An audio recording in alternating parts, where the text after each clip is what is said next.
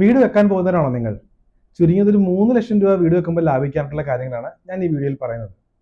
വീട് വെക്കുമ്പോൾ ശ്രദ്ധിക്കേണ്ട കാര്യങ്ങൾ പോലെ തന്നെ ഇമ്പോർട്ടൻ്റ് ആണ് സ്ഥലം മേടിക്കുമ്പോൾ ശ്രദ്ധിക്കേണ്ട കാര്യങ്ങൾ. എന്തൊക്കെ കാര്യങ്ങളാണ് സ്ഥലം മേടിക്കുമ്പോൾ നമ്മൾ ശ്രദ്ധിക്കേണ്ടത്? ഒന്നാമതായിട്ട് ശ്രദ്ധിക്കേണ്ടത് നമ്മുടെ അതിൻ്റെ രേഖകൾ തന്നെയാണ്. Title deed, land tax receipt, data bank and BTR, encumbrance certificate, position and non attachment certificate. ഇത്തരം രേഖകൾ നല്ല പൂർണ്ണമായിട്ടും ഒരു ലീഗലി അതൊരു വക്കീലിനെ കൊണ്ട് ഒരു 3500 ഫീസാവും ഫീസ് കൊടുത്ത് തന്നെ നമ്മളിത് ചെക്ക് ചെയ്യിക്കുന്നത് ഏറ്റവും നല്ലൊരു കാര്യം തന്നെയാണ്. രണ്ടാമതായിട്ട് അവിടുത്തെ സോയിൽ കണ്ടീഷൻ ചെക്ക് ചെയ്യുക എന്നുള്ളതാണ്. അത് നമ്മൾ നല്ലൊരു സിവിൽ എഞ്ചിനീയറിനെ കൊണ്ടോ അല്ലെങ്കിൽ സ്ട്രക്ചറൽ എഞ്ചിനീയറെ കൊണ്ടോ സൈറ്റ് വിസിറ്റ് ചെയ്യിച്ചിട്ട് അവിടുത്തെ സോയിൽ കണ്ടീഷൻ എങ്ങനെയാണെന്നും അവിടെ സോയിൽ ടെസ്റ്റ് ആവശ്യമുണ്ടോ ഇല്ലയോ എന്നൊക്കെ ഉള്ള കാര്യങ്ങൾ നമ്മൾ നോക്കണം. കാരണം സോയിൽ കണ്ടീഷൻ മോശമാണെങ്കിൽ നമ്മൾ ഫൗണ്ടേഷനിൽ ഒത്തിരി പൈസ ചിലവാക്കേണ്ടി വരും. അപ്പം അനാവശ്യമായുള്ള ഈ ഒരു ചിലവ് ആദ്യത്തെ സ്റ്റേജിൽ തന്നെ നമുക്ക് വേണ്ടാന്ന് വെക്കാൻ പറ്റും. പിന്നെ നമ്മുടെ ഗ്രൗണ്ട് ലെവലും ചെക്ക് ചെയ്യണം. ഇപ്പം നമ്മുടെ പ്ലോട്ട് ഒത്തിരി താഴ്ന്നു നിൽക്കുകയാണെങ്കിൽ നമ്മുടെ വെള്ളം അവിടെ തങ്ങി നിൽക്കുകയും ഡാംപിനെസ് ഉണ്ടാവുകയും പിന്നെ നമ്മളത് ഫില്ല് ചെയ്യണമെങ്കിൽ അതിനുവേണ്ടി ഒത്തിരി മണ്ണ് നമ്മൾ ഇറക്കേണ്ടിയും വരും. സോ ഇതൊക്കെ നമുക്ക് അനാവശ്യ കോസ്റ്റുകൾ ഉണ്ടാക്കുന്ന കാര്യങ്ങളാണ്. ഒരു കാര്യമാണ് അവിടുത്തെ റോഡ് ആക്സസ്. മിനിമം ഒരു 3 മീറ്റർ എങ്കിലും നമ്മുടെ റോഡിന് വിഡ്ത്ത് ഉണ്ടാവണം. കാരണം ചെറിയൊരു ടിപ്പർ ലോറി എങ്കിലും നമ്മുടെ സൈറ്റിൽ കയറാൻ കഴിയണം.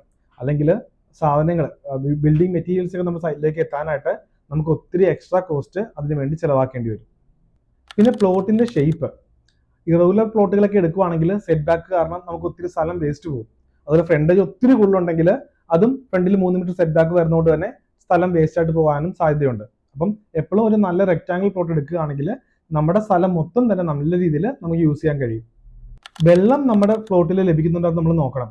നമുക്ക് കുടിവെള്ളം അല്ലെങ്കിൽ കിണർ വഴിയോ ബോർവെൽ വഴിയോ മുനിസിപ്പൽ ലൈൻസ് വഴിയോ ഒക്കെ നമുക്ക് നമ്മുടെ പ്ലോട്ടിൽ അവൈലബിൾ ആണോ ഇല്ലയോ എന്നുള്ള കാര്യം നമ്മൾ ചെക്ക് ചെയ്യണം.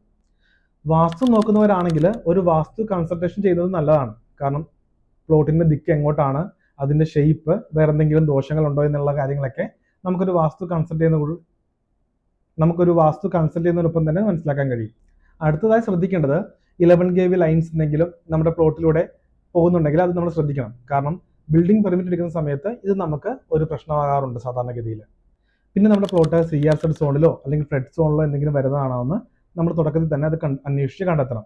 കാരണം ഈ സോണുകളിൽ വരുന്ന പ്ലോട്ടുകൾക്ക് അവിടുത്തെ ബിൽഡിംഗ് പെർമിറ്റിന് കുറേ റൂൾസിൽ വയലേഷൻസ് ഉണ്ട്. അപ്പം അത് കാര്യങ്ങൾ എന്തൊക്കെയാണെന്നുള്ളത് നമ്മൾ മനസ്സിലാക്കണം. പിന്നെ നമ്മുടെ പ്ലോട്ടിൽ കുളവോ അല്ലെങ്കിൽ കുഴികളോ എന്തെങ്കിലും പണ്ടുണ്ടോ എന്ന് അന്വേഷിക്കുന്നത് നല്ലതായിരിക്കും. ഏറ്റവും ഉപരിയായിട്ട് ബിൽഡിംഗ് പെർമിറ്റ് കിട്ടാൻ എന്തെങ്കിലും തടസ്സമുണ്ടോ ഇല്ലയോ എന്നുള്ളത് തുടക്കത്തിൽ തന്നെ നമ്മൾ ചെക്ക് ചെയ്ത് മനസ്സിലാക്കേണ്ടതാണ്. അപ്പോൾ ഇതിനെക്കുറിച്ചൊക്കെ കൂടുതലായിട്ട് അറിയാനും കൺസൾട്ടേഷനും ഞങ്ങൾക്ക് DM ചെയ്യുക, ഞങ്ങളുടെ പേജ് ഫോളോ ചെയ്യുക.